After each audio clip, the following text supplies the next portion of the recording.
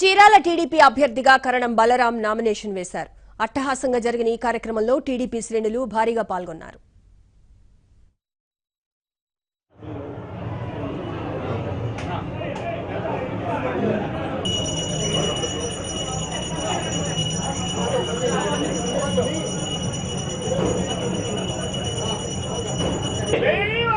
జై జై వాసవి జై జై వాసవి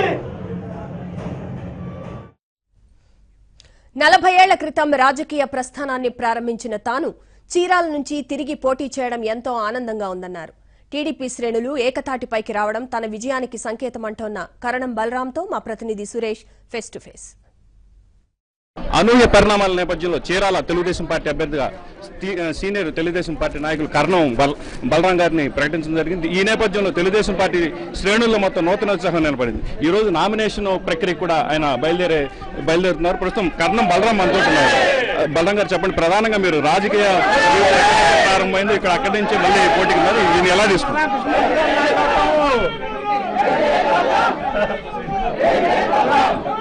బ్రహ్మాండమైన మెజార్టీలో గెలుస్తాం. కార్యకర్తలు అందరూ కూడా చాలా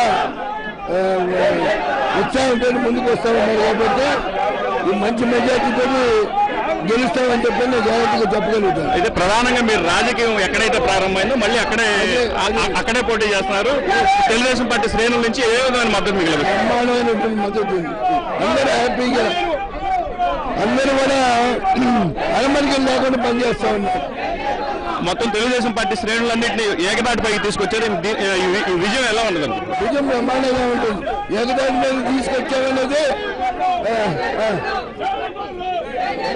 అయితే ప్రధానంగా తెలుగుదేశం పార్టీ శ్రేణులు మొత్తాన్ని ఏకతాటిపైకి తీసుకురాగలిగామని, అదేవిధంగా చంద్రబాబు చేసిన అభివృద్ధి కార్యక్రమాలు, దాంతోపాటు నియోజకవర్గం మీద మొదటిగా తనకున్న రాజకీయ పట్టు తెలుగుదేశం పార్టీ శ్రేణుల్లో తనకి విజయాన్ని అందిస్తున్న ధీమాన్ని మాత్రం కరణం బలరాం వ్యక్తం చేస్తున్నారు.